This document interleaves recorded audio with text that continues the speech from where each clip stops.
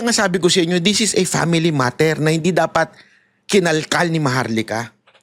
Kinalkal niya, wala tayong magagawa kung hindi, let's fix it. And to be able to fix this, kailangan natin matanggal yung nagkalat. And that's you, Maharlika. You better shut up. Si Basti na nagsabi, stop it. Marami po ang nagtatanong, kamusta na si dating Pangulo Rodrigo Duterte? Sinasabi ko sa inyo, hindi niyo pa siya nakita na ganito kapayat. Sa mga maalala ninyo sa kanya,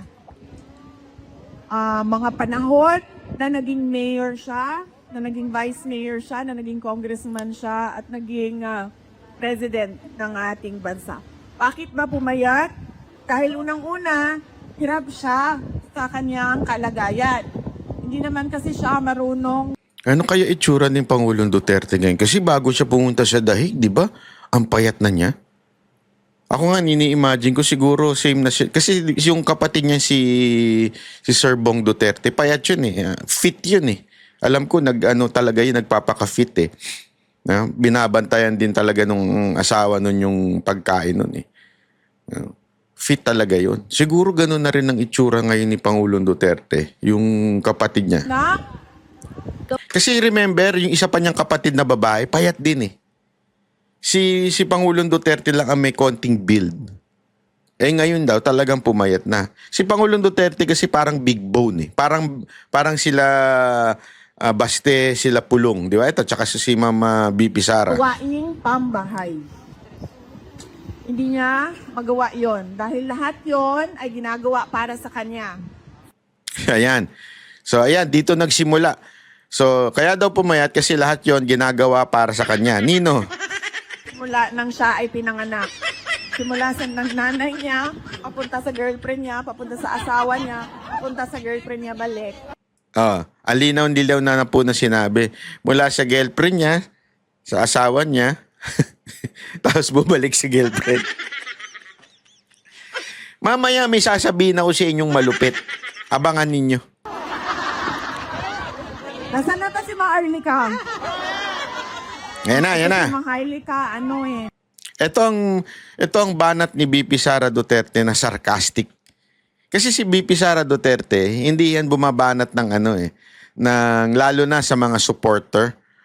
Simple lang pero rak bumanat yan. Ibig sabihin, hindi ka niyan dederecho lalo na pag supporter ka, isa-sarcastic ka niyan. Pagka medyo irritable na yan sa tao. Meron siyang content sa away ng mga girlfriend no? Di ba? Meron siyang content sa mga away ng girlfriend no?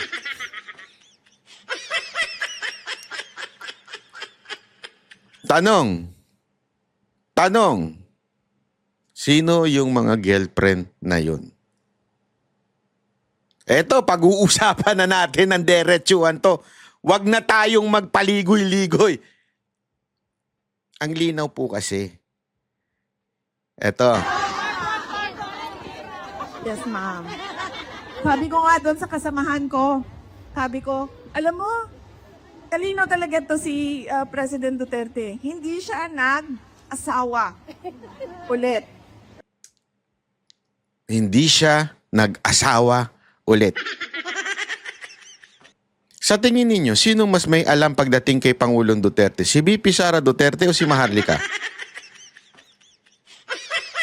Dito lumalabas talaga kung sino ang sinungaling eh. Patagal ko na kasi sinasabi sa inyo yan eh. Ayaw nyo lang maniwala, akala nyo lang kasi galit ako, bitter ako. Hindi. Alam ko at ayaw nyong maniwala, kita nyo dito nilaglag na siya ng todo. Lahat sila girlfriend. Hindi na nag-asawa si Pangulong Duterte. Lahat sila girlfriend. Tanungin ko kayo.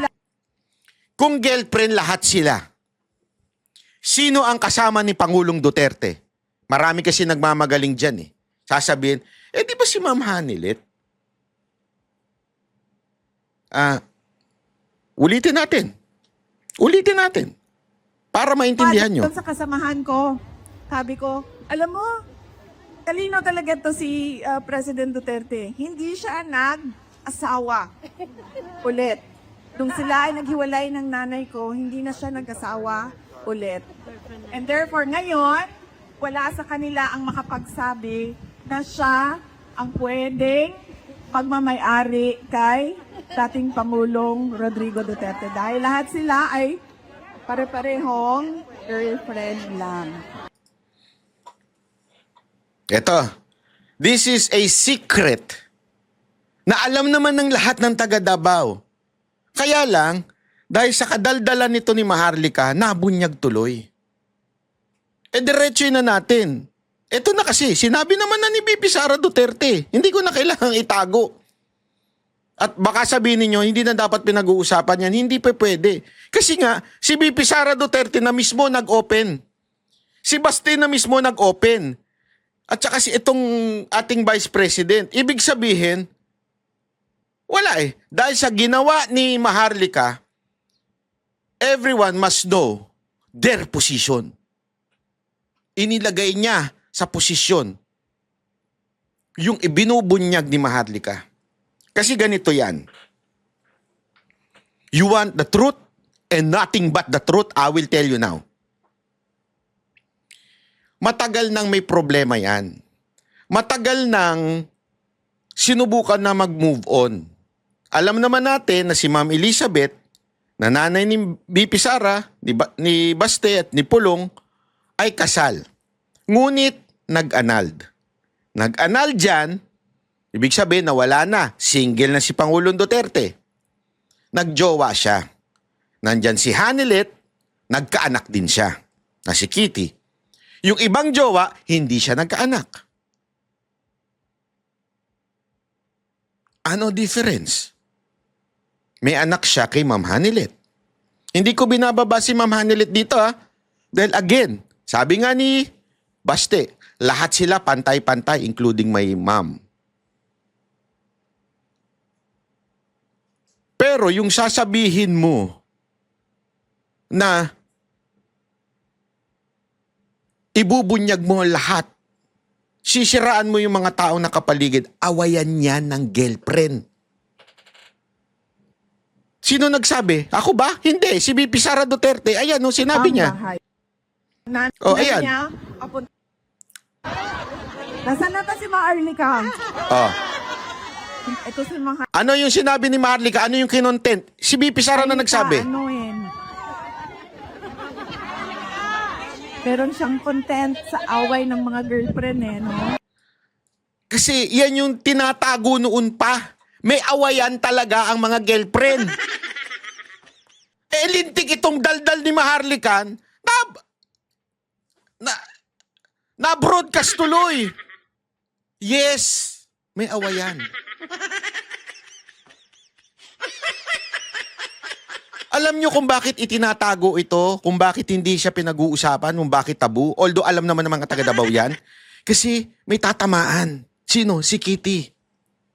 Nung nagsalita na si Kitty, kita ninyo? Naawa ako doon sa bata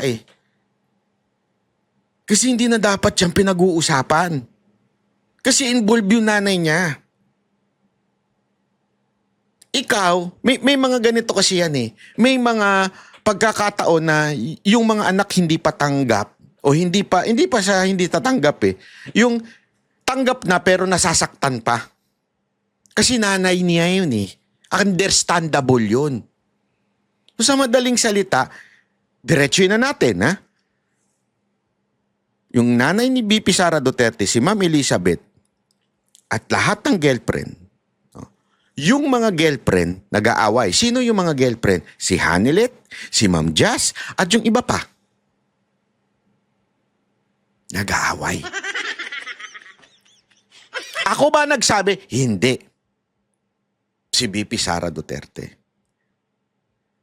At matagal na yan. Matagal na. Bakit kaya sa tingin nyo nag-aaway? Kasi nagseselosan. Ako ba nagsabi? Hindi. Si BP Sara. So anong ibig sabihin? Pag may awayan, may siraan. Pag may siraan, magulo. Pero tumahimik po silang lahat dahil alam naman natin, public si Pangulong Duterte. Lahat sila nanahimik. Kaya nga pansinin ninyo, alam ng lahat ng tao ito sa Davao.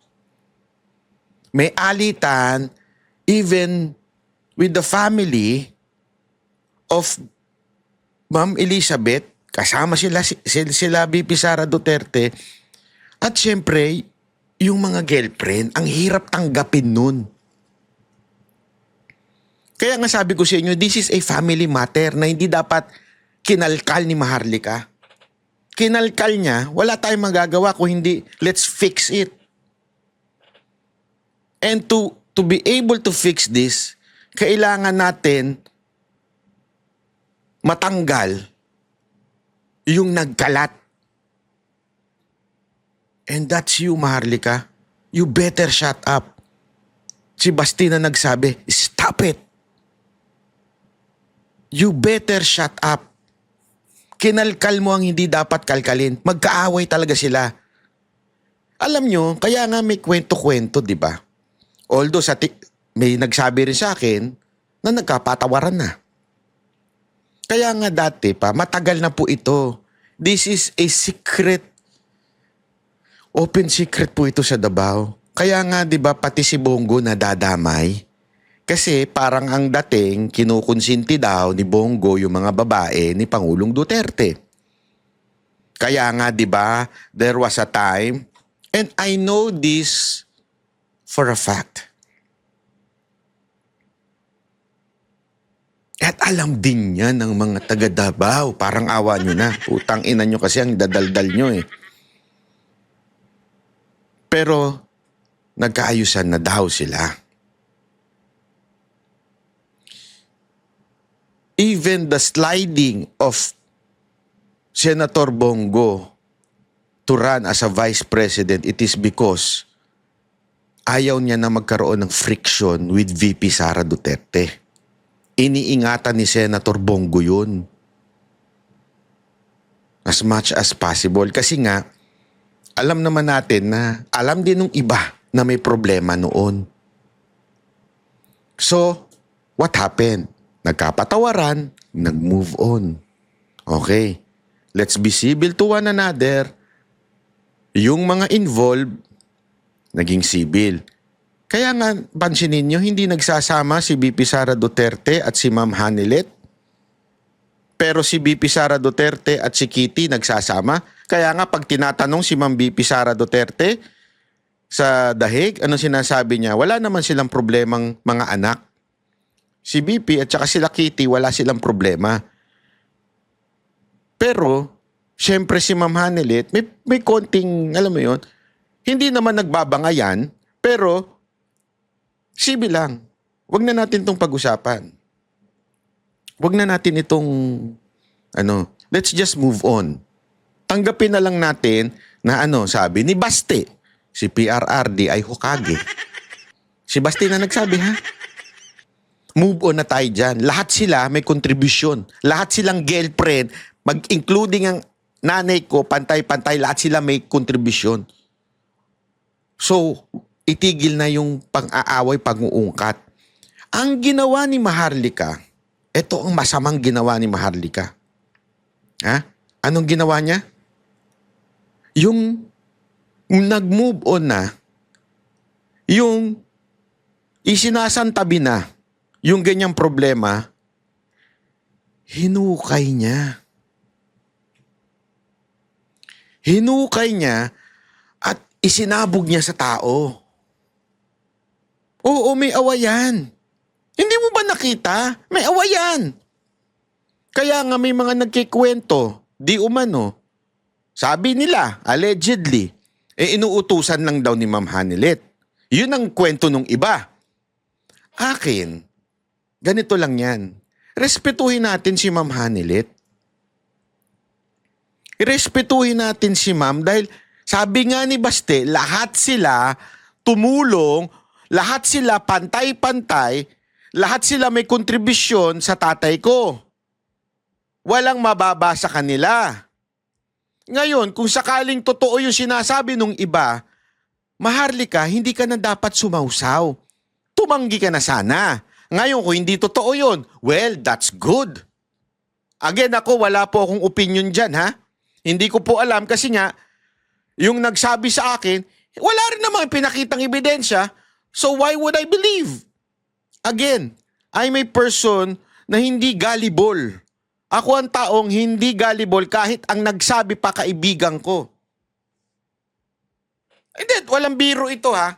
Sabi ko sa inyo, kahit sa grupo ko, Banateros, pag merong bali-balita, unang tanong ko, asan yung ebidensya nung kinikwento mo? Pag wala, chismis yan. Dinediretso ko sila ng ganun. Kasi nga, I hate chismis. I'm a victim of chismis. Sobra. Sa grupo ko, biktima ako ng chismis. Mula pa noon. Sumira sa grupo ko, chismis. Hindi, walang biro ito ha. Kaya nga sabi ko sa inyo, galit na galit ako sa chismis eh.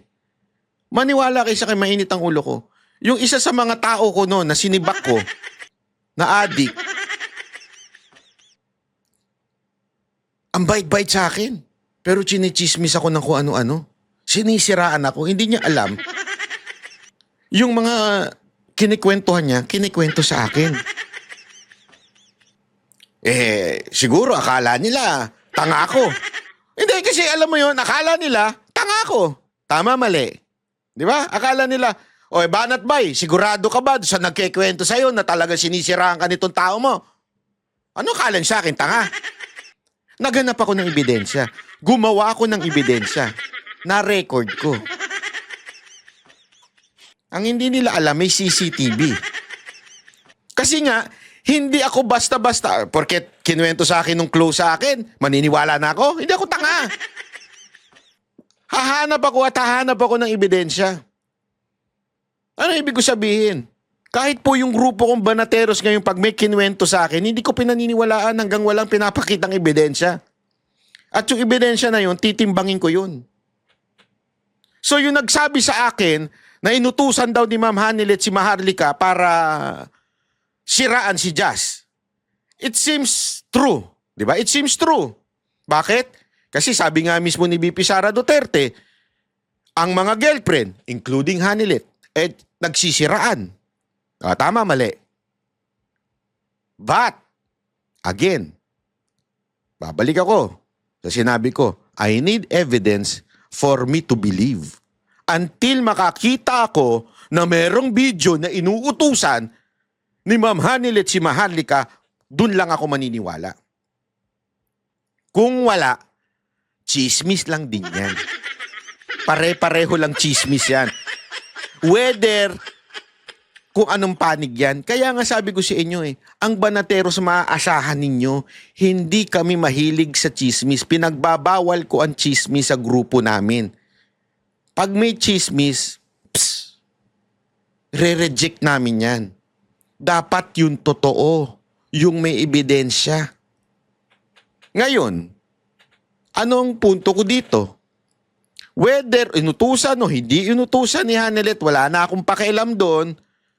Ang akin, yung ebidensya na dumadaldal si Maharlika at dahil doon nabubunyag tuloy yung awayan sa pamilya na hindi dapat sinasawsawan ng kahit sino mang tao. Yung ang pamilya, gusto nyo bang mag-away-away pa yung mga anak?